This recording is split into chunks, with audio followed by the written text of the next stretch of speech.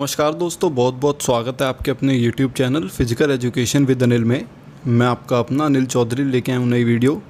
दोस्तों, आज की ये जो वीडियो है आपके सामने, ये हरियाणा की जो 2006 की 1983 वैकेंसी हैं उनके लिए भी है, और DSSB के लिए तो हम हमेशा से बनाते आ ही रहे हैं। ठीक है दोस्तों, तो स्टार्ट करने से पहले कहना चाहूँगा, अगर आपने चैनल को सब्सक्राइब नहीं करा है तो कृपया सब्सक्राइब कर लीजिए और बेल आइकन को दबाना ना भूलें, ताकि जब भी मैं आगे वीडियो डालूँ तो आपके पास ऑटोमेटिकली वो नोटिफिकेशन आ जाए। ठीक है दोस्तों, बाकी अगर आप हमारा पेड ग्रुप ज्वाइन करना चाहते हैं तो नीचे दिए गए नंबर पे आप हमें कांटेक्ट कर सकते हैं। बहुत ही अच्छे लेवल की तैयारी करवा रहे हैं MCQ के ज़रिए, और फुल सिलेबस करवाएंगे। और अभी हम हरियाणा की जो 1983 वैकेंसी हैं इसके लिए तो स्पेशली कुछ सोच रहे हैं, आज या कल में वो चीज़ तैयार कर रहे हैं। तो अगर आप उससे रिलेटेड हैं तो ज़रूर हम पे संपर्क कर लें अभी से ही, ताकि सीट फुल ना हो जाए। चलिए स्टार्ट करते हैं पहले क्वेश्चन के साथ। मोटर सीखने में पठार का संज्ञानात्मक कारण है। The cognitive reason of plateau in motor learning is. तो ये हमने पेड ग्रुप में कराया था ये क्वेश्चन, काफ़ी बच्चों ने गलत करा। देखिए यहाँ पे हमें देखने की बात क्या है, यहाँ पे ये है दोनों लाइन में, दोनों इंग्लिश में और हिंदी में संज्ञानात्मक पूछा है, मतलब कि आपके सोचने की शक्ति से रिलेटेड बात हो रही है। कॉग्निटिव रीजन की बात कर रहा है, मतलब कि प्रोसेस ऑफ अंडरस्टैंडिंग की बात कर रहा है। तो जब सोचने की बात हो रही है तो यहाँ पे ये तीनों तो हो जाते हैं आपके ख़त्म। ओवरलोडिंग आपका सोचने से कुछ नहीं है, क्रॉनिक भी सोचने से कुछ नहीं है। बात कहाँ आती है? लैक ऑफ कंसंट्रेशन, यहाँ पे एकदम सही आंसर रहेगा। एकाग्रता की कमी, जब आप लोग कंसंट्रेट नहीं कर पाते हैं अपने एम पे, जैसे अभी जो भी हरियाणा या दिल्ली की तैयारी कर रहे हैं, बहुत लोग कंसंट्रेट नहीं कर पा रहे हैं। तो जो कॉग्निटिव रीजन हो गया वो उनका कंसंट्रेट ना कर पाना है, उनके जो परफॉर्मेंस जो स्टे हो गई है, परफॉर्मेंस बढ़ नहीं रही है, इम्प्रूवमेंट नहीं आ रही है। ठीक है दोस्तों, चलिए नेक्स्ट क्वेश्चन पे चलते हैं। नेक्स्ट क्वेश्चन क्या है दोस्तों? शारीरिक भाषा में हृदय की मांसपेशी को भी जाना जाता है। In anatomical language the heart muscle also known as. तो दोस्तों क्या कहा जाता है एनाटॉमिकल लैंग्वेज में? कह रहा है, देखो ये स्पेशल क्वेश्चन है, एक याद रखें, स्पेशली हरियाणा में आने का पूरा चांस है। तो इसको मायोकार्डियम कहते हैं हम लोग, ए ऑप्शन करेक्ट रहेगा, मायोकार्डियम। और देखो 3 लेयर होती है, मैं आपको बता देता हूँ। जैसे हर्ट है, ये कोई हर्ट की 3 लेयर हैं, ये तो मायोकार्डियम हो गई, सबसे मोटी होती है, इस वजह से इसको हार्ट मसल कहा जाता है, सबसे मेन रहती है। एंडो ये हो गई, एंडो, ठीक है दोस्तों, एंडो ये हो गई सबसे अंदर। एंडो का मतलब ही ये होता है कि अंदर की चीज़। और एपिकार्डियम, ठीक है, एपिकार्डियम ये हो गई सबसे ऊपर की आपकी। तो ये तीनों लाइन में भी याद रखें, ऐसे कभी कभार इनका ऑर्डर पूछ लिया जाता है। एपिकार्डियम सबसे ऊपर है, फिर मायोकार्डियम है, फिर एंडोकार्डियम है। और हार्ट मसल का नाम पूछे तो हम लोग क्या बताएंगे? मायोकार्डियम। आई विश ये चीज़ समझ आ गई होगी आपको। चलिए नेक्स्ट क्वेश्चन पे चलते हैं। विश्व का पहला क्रिकेट क्लब कहाँ और कब बनाया गया था? Where and when was the world's first cricket club formed? इससे पहले दोस्तों मैं आपको बता दूं कि आज का स्कोर आपको ज़रूर बताना है कमेंट बॉक्स में। 20 क्वेश्चन है, और अब मैंने होमवर्क में 2 की जगह आज 3 क्वेश्चन करे हैं। मेरे को देखने हैं 3 के 3 कौन सही जवाब देता है। ठीक है दोस्तों, जो 3 देगा, हालांकि मैं कमेंट में सबको हमेशा तारीफ़ करता हूँ, चाहे कोई बैड परफॉर्मेंस रही हो, गुड रही हो, मेरी तारीफ़ किसी के लिए अलग नहीं है, सबके लिए बराबर है। तो 3 क्वेश्चन है, देखते हैं तीनों के आंसर कौन सही देता है। विश्व का पहला क्रिकेट क्लब कहाँ और कब बनाया गया था? Where and when was the world's first cricket club formed? तो दोस्तों हैम्बल्डन में 1760 में बनाया गया था, सब लोग जानते हैं। और मैकलेडन में मैकलेडन ग्रुप था हमारा, MCC, ये कब बना था दोस्तों? ये सबसे फेमस क्लब है आपका क्रिकेट क्लब, ठीक है। और इसको कब बनाया गया था? तो 1787 में, ये याद रखें, थोड़ा सा इम्पोर्टेंट है। ठीक है दोस्तों, नीचे चलते हैं। प्रशिक्षण विधि जो एराइथ्रोपोइटिन के स्तर को बढ़ाती है। Training method which elevates the level of erythropoietin. तो एक वीडियो में अच्छे से करा चुका हूँ मैं, हाई एल्टीट्यूड ट्रेनिंग। होता क्या है कि जब हम हाई एल्टीट्यूड में जाते हैं, ऊंचाई पहाड़ों में प्रैक्टिस करने के लिए जाते हैं, तो वहाँ पे हमारे जो ऑक्सीजन लेवल है, O2 लेवल है, ये कम हो जाता है। तो RBC जो होते हैं, RBC भी ज़्यादा कैरी नहीं कर पाते हैं ऑक्सीजन को, और ऑक्सीजन की कमी से परफॉर्मेंस डाउन आने लग जाती है। ठीक है, तो उस टाइम पे एनवायरनमेंट और हमारी बॉडी दोनों वर्क करती है। और जो आपकी जो किडनी है, किडनी इसको डेवलप करती है, इराइथ्रोपोइटीन के लेवल को अप कर देती है, ज़्यादा कर देती है। और इराइथ्रोपोइटीन करता क्या है, इराइथ्रोपोइटीन करता क्या है, आरबीसी मतलब कि लाल रक्त कोशिकाओं को इंक्रीज़ कर देता है, जिस कारण से ऑक्सीजन का लेवल और बढ़ने लग जाता है घटने की जगह, और परफॉर्मेंस हाई होने लग जाती है। और जब वो नीचे स्तर पर आके, जैसे कोई हिमाचल में प्रैक्टिस करके आया है और फिर दिल्ली में परफॉर्म कर रहा है, तो उसकी परफॉर्मेंस में एक अलग ही दिखाई देगी परफॉर्मेंस की सुधार। नेक्स्ट क्वेश्चन, 5वां क्वेश्चन, रक्त में प्लेटलेट्स की सामान्य संख्या प्रति माइक्रोलीटर डैश प्लेटलेट्स होती है।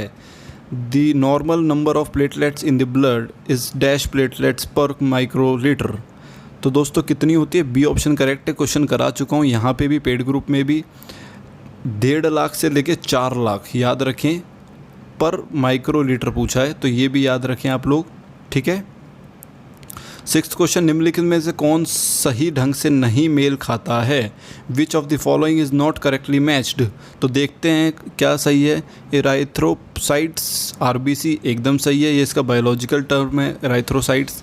डब्ल्यूबीसी का ल्यूकोसाइट्स एकदम सही है। प्लेटलेट्स को तो हम थ्रोम्बोसाइट्स कहते ही हैं, मतलब कि ये सारे सही हैं, तो डी ऑप्शन करेक्ट रहेगा यहाँ पे। इनमें से कोई नहीं, मतलब कि सारे सही हैं यहाँ पे, मतलब कि गलत कोई भी नहीं है।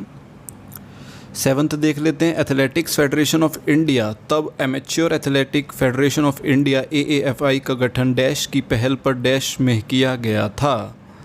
Athletic federation of India then amateur athletic federation of India AAFI was formed in dash at the initiative of. तो दोस्तों ये भी करा चुका हूँ मैं, प्रोफेसर GD सोंधी और महाराजा यदविंद्र सिंह। तो GD सोंधी इसके फर्स्ट प्रेसिडेंट भी थे, याद रखें, फर्स्ट प्रेसिडेंट क्वेश्चन आ सकता है। AFI प्रेसिडेंट, ठीक है दोस्तों, तो इसका क्वेश्चन आ सकता है फर्स्ट प्रेसिडेंट ऑफ इसके amateur athletic federation of India, या आज के दिन इसको AFI कहते हैं, एथलेटिक फेडरेशन ऑफ इंडिया। और महाराजा यदविंद्र सिंह कौन थे, तो लास्ट महाराजा थे पटियाला के, ठीक है दोस्तों, बिल्कुल डिटेल में पढ़ाते हैं हम लोग हर जगह। इसके अलावा ये बना कब था, तो 1946 में ये बना था, ठीक है। तो याद रखें, इंपॉर्टेंट है ये सारी की सारी इन्फॉर्मेशन जो आपको दी जा रही है। चलते देखते हैं नेक्स्ट क्वेश्चन में, आमतौर पर नर और मादा युग्मकों का संलयन कहाँ होता है। Where does the fusion of male and female gametes take place. तो दोस्तों कहाँ होता है, सही बताया, फैलोपियन ट्यूब में, ठीक है। गैमेट्स होते क्या हैं आपके, गैमेट्स मतलब कि जैसे फीमेल ओवा रिलीज़ करती है और जो मेल होते हैं वो स्पर्म रिलीज़ करते हैं, तो इनके फ्यूजन को कह रहा है, इनका जो टकराव है वो कहाँ पे होता है, तो फैलोपियन ट्यूब में होता है। रिप्रोडक्शन चैप्टर से ही हमने क्वेश्चन लिया है। चलिए नेक्स्ट क्वेश्चन देख लेते हैं। रियो ओलंपिक 2016 में भारत ने किस खेल में कांस्य पदक जीता था। In which sport did India win bronze medal at Rio Olympic 2016।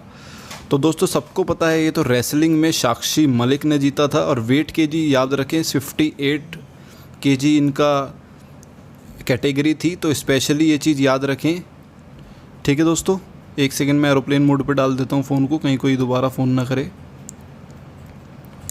नीचे चलते हैं दोस्तों, निम्नलिखित में से कौन पैरालंपिक खेलों में पदक जीतने वाली पहली भारतीय महिला बन गई हैं।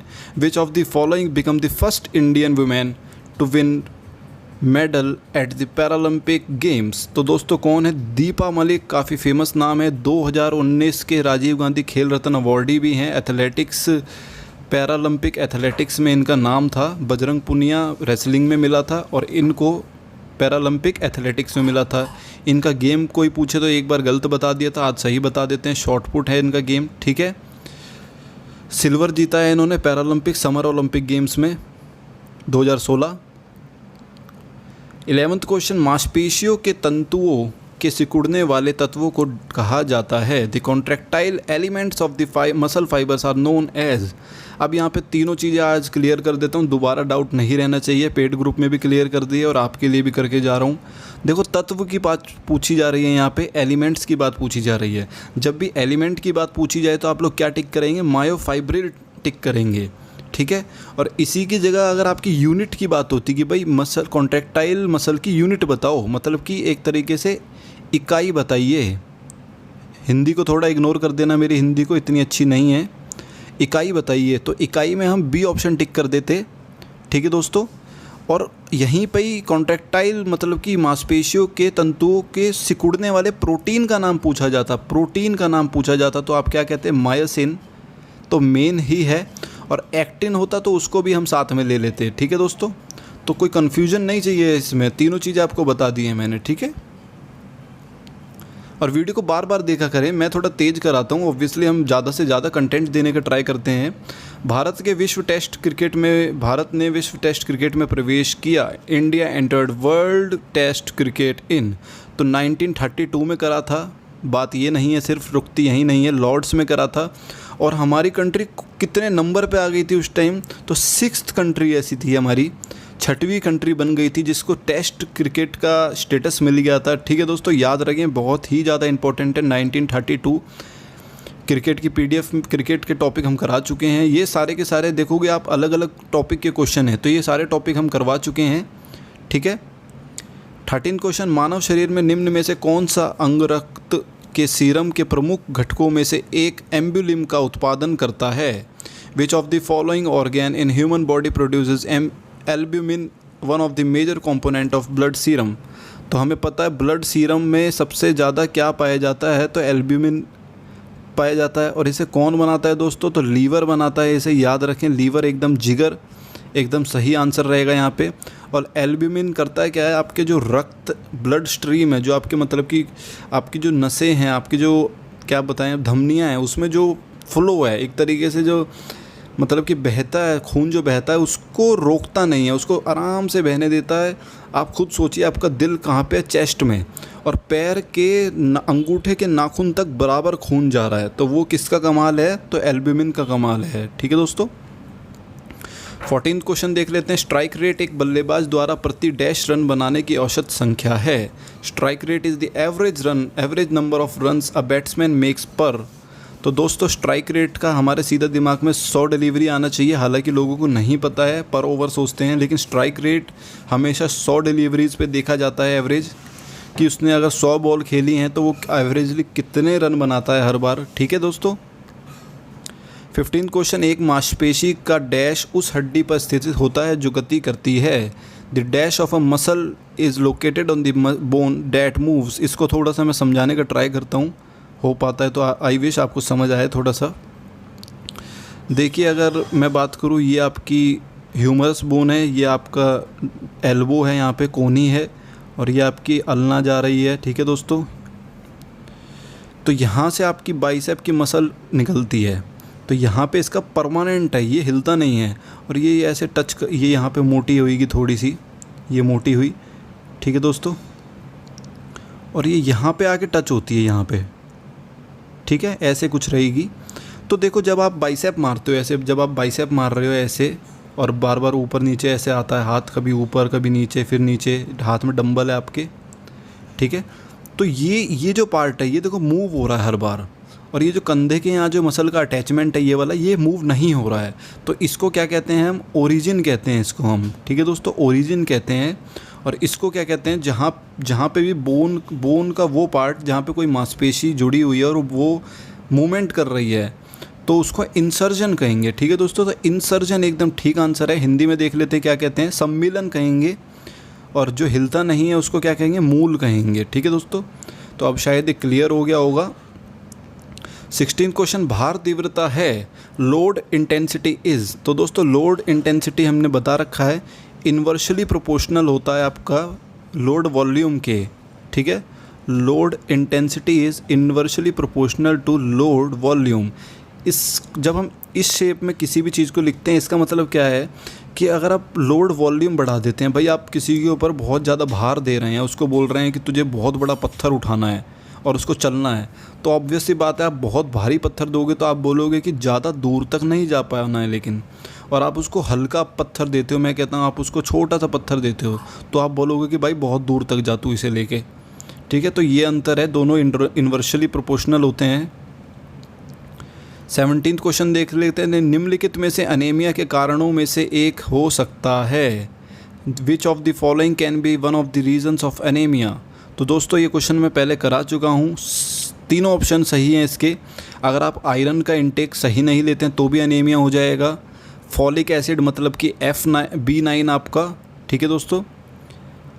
और आपका थर्ड B12 मतलब कि कोबैलामिन, ये भी आपका अगर कम हो जाए तो मतलब कि सी ऑप्शन यहाँ पे करेक्ट है। ये तीनों ही कारण हैं एनीमिया के, याद रखें, इनको कॉपी में नोट करा करें। एनीमिया एक जगह पेज बनाइए, एनीमिया लिखिए और मेरी सारी वीडियोस देखिए। आपको कम से कम 6 से 7 कारण मिलेंगे एनीमिया के, जो आपको बुक में क्वेश्चन में आने के पूरे चांस हैं। अब आ जाते हैं आज के आपके क्वेश्चंस पे। 3 क्वेश्चंस हैं, देखते हैं कौन इन्हें सही करता है। कमेंट बॉक्स में ज़रूर बताइएगा। कौन से खेल को स्ट्रोक मैंडिबल खेलों के रूप में भी जाना जाता है? Which games are also known as Stoke Mandeville games? Option आपके सामने हैं, ओलंपिक, पैरालंपिक, स्पेशल ओलंपिक्स और नन ऑफ दिस। अब देख लेते हैं एक और नेक्स्ट क्वेश्चन। आज 3 क्वेश्चन है क्योंकि प्रेरणा का संज्ञात्मक मूल्यांकन सिद्धांत किसके द्वारा आगे रखा गया था? Cognitive evaluation theory of motivation was put forward bye. तो इसका भी आंसर आपको देना है और इसको मैं अच्छे से समझाऊंगा, ठीक है दोस्तों। बहुत अच्छी थ्योरी है। 20th क्वेश्चन, डैश सिद्धांत मैस्लो के ज़रूरतों के पदानुक्रम का विस्तार है। Dash theory is an extension of Maslow's hierarchy of needs. तो दोस्तों थोड़ा सा क्वेश्चन को समझना, इस वाले को फिर जवाब देना। तो दोस्तों आज के लिए वीडियो में इतना ही। आई विश वीडियो आपको अच्छी लगी हो। और अगर आप हरियाणा की तैयारी कर रहे हैं, DSSB की तैयारी कर रहे हैं, तो हमसे संपर्क ज़रूर करें। हम आपके बहुत फ़ायदेमंद काम कर रहे हैं। Have a nice day, bye bye.